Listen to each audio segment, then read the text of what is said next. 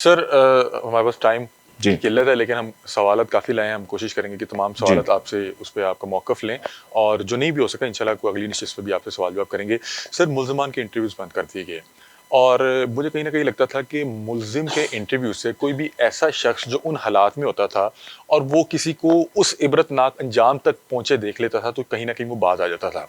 उसमें मैं जानता हूँ कि गलती दोनों तरफ से थी। यहाँ पे बहुत से यूट्यूबर्स थाने में गए, और जो उस थाने का अमला था वो उन्हें नहीं जानते थे। उनके लिए कोई भी शख्स जो माइक और कैमरा लेके आता था, उनके लिए एक सहाफ़ी था। और मैंने ये देखा कि वहाँ पे एक-एक मुल्ज़िम के 24-24 घंटे में इंटरव्यूज़ ही चल रहे हैं, और एक जो है सिपाही उसके साथ बाउंड है, और एक शख्स 5-5 इंटरव्यूज़ कर रहा है। मैं आपको एक स्पेसिफिक केस का नाम ले लेता हूँ कि वो एक डिलीवरी बॉय का केस था। उसमें इतने इंटरव्यूज़ हुए, और ज़ेरे हिरासत उन इंटरव्यूज़ के ऊपर जो कैप्शन लिखी गई, वो इतनी बेहुदा और वाहियात थी कि ज़ाहिर सी बात है उसके बाद पंजाब पुलिस को भी ख्याल आया कि हम क्या कर रहे हैं।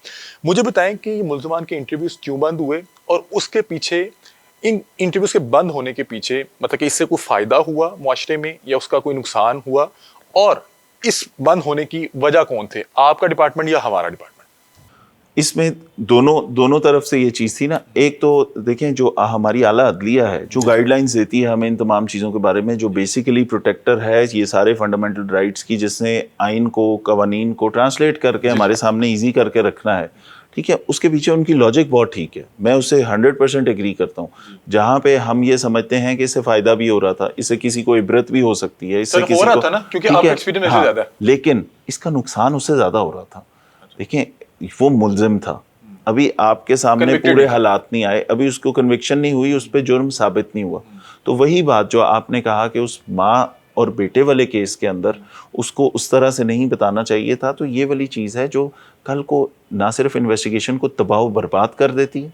वो इंटरव्यूज़ इस तरह से हुए, वकील फ़ायदा लेंगे कि जी उधर इंटरव्यू में तो ये कहा था, इधर ये कहा, ये देखें डिजिटल एविडेंस है इस बात का, ठीक है। मिसल और उसकी कन्विक्शन हमारे लिए इंपॉर्टेंट है।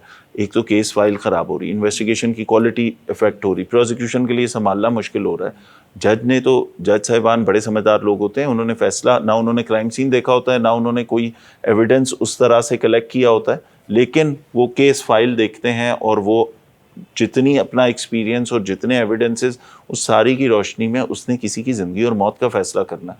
तो बड़े समझदार लोग होते हैं। मैं हैरान होता हूँ जजेस की कैपेसिटी पे। सर, बड़ा मुश्किल काम ठीक है। है, बहुत मुश्किल काम है कि बगैर, अब मैं तो क्राइम सीन पे गया हूँ तो मैं आपको बता सकता हूँ कि ये वाकई ये हमने रंगे हाथों पकड़ा, इसके हाथ में ये था वो था।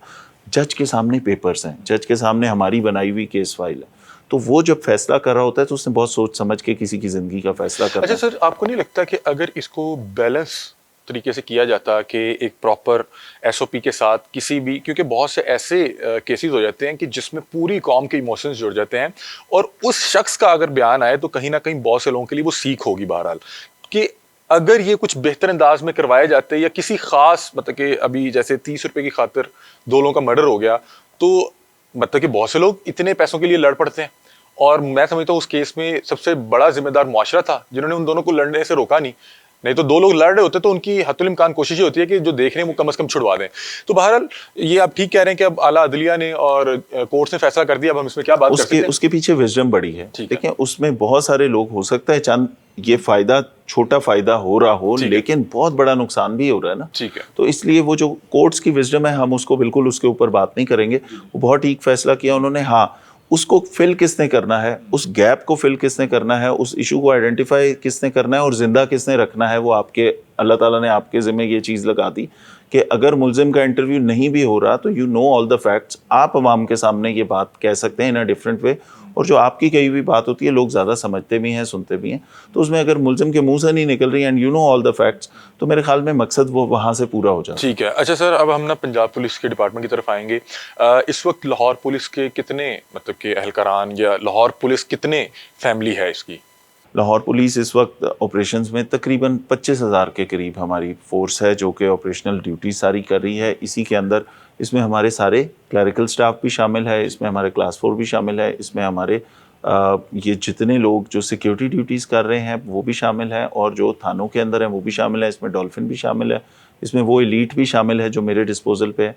तो ये सारे लोग जो ऑपरेशनल रिक्वायरमेंट्स लाहौर की पूरी कर रहे हैं सारे, اس میں تقریباً یہ 25,000 کے قریب۔ سر مجھے ذرا اس میں اگر تھوڑا سا بتا دیں، کیونکہ افسران تو ظاہر سی بات ہے کم ہوگا، کیونکہ لیڈ تو کم لوگوں نے کرنا ہوتا ہے۔ میرا خیال ہے کہ آپ کا جو ڈپارٹمنٹ ہے وہ اکثریت جو ہے وہ کانسٹیبلس پر مشتمل ہوگا اور اے ایس آئیز پر مشتمل ہوگا، اس حوالے سے آپ رفلی 80% پلس ہماری کنسٹیبلری ہوتی ہے۔ ٹھیک ہے، بالکل، باقی اس کے بعد آل رینکس کے آفیسرز ہیں، جس میں جونیئر رینکس بھی آ جاتے ہیں، ہمارے A S I sub inspector بھی، پھر اس میں ہمارے انسپیکٹرز اور گیسٹڈ آفیسرز اینڈ ابو وہ بھی آتے مطلب کہ 80% جو ہے ہیں، کانسٹیبل، مور دین 80%۔ جی سر کانسٹیبل جو ہوتا ہے وہ پنجاب پولیس کا فیس ہے، کیونکہ اس نے ہر شخص کو، شہری کو، اس کے بالکل گھر ایسا ہی کے باہر، چوک کے باہر، ہر جگہ، دکان کے باہر، روڈ پہ ملنا ہے۔ اور اللہ نہ کرے کسی پہ کوئی وقت آئے، کسی پہ کوئی برا وقت آئے گا تو وہ S H O, D S P اور دیگر افسران کے پاس آئے گا، انلیس اس کو ضرورت نہیں ہے۔ تو جو آپ کا پنجاب پولیس کا فیس ہے، میں اس پہ بات کرنا چاہ رہا ہوں کہ آپ نے اس فیس کے لیے کیا کیا اور اس فیس نے بدلے میں آپ کے لیے کیا کیا۔ پہلے ہم بات کرتے ہیں کہ آپ نے کیا کیا۔ سر اس وقت کانسٹیبل کی کیا تنخواہ ہے؟ اس وقت دیکھیں اس کی تنخواہ شروع ہوتی ہے اراؤنڈ 45 سے 50,000، ٹھیک ہے، اور یہ کہاں تک جاتی ہے؟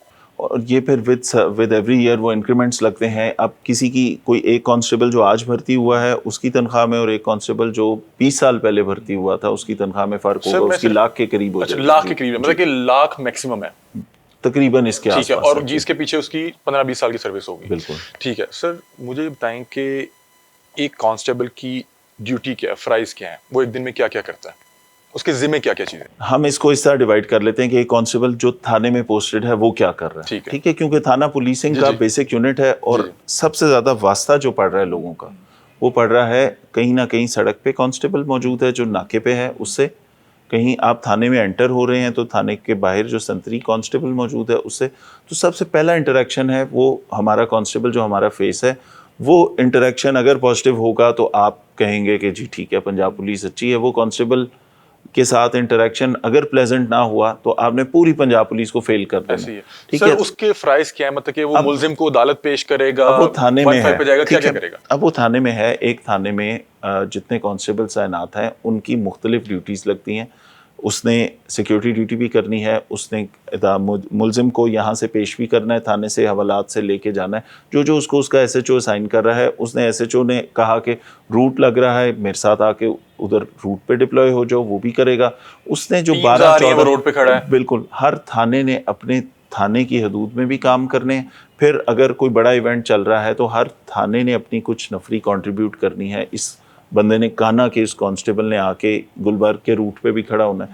یہ ایک دن میں ملٹیپل ڈیوٹیز اس کی ہوتی ہیں، جس میں اس کی ڈیوٹی آرز کتنے ہیں؟ اس کے ڈیوٹی آرز بالکل فکس نہیں ہے۔ ہم کوشش کرتے ہیں کہ اس کی 12 گھنٹے سے ایکسیڈ نہ کرے، لیکن یس دیر آر ٹائمز، انٹرنیشنل جو رولز ہیں 8 گھنٹے میرا خیال ہے کہ 8 گھنٹے دیکھیں پولیس کے اندر، اس ملک کے اندر آپ کی ایکسپیکٹیشن مجھ سے بہت زیادہ ہے، اور 8 گھنٹے میرا آئی جی بھی 8 گھنٹے کام نہیں کرتا، میرا آئی جی 18 گھنٹے کام کرتا ہے۔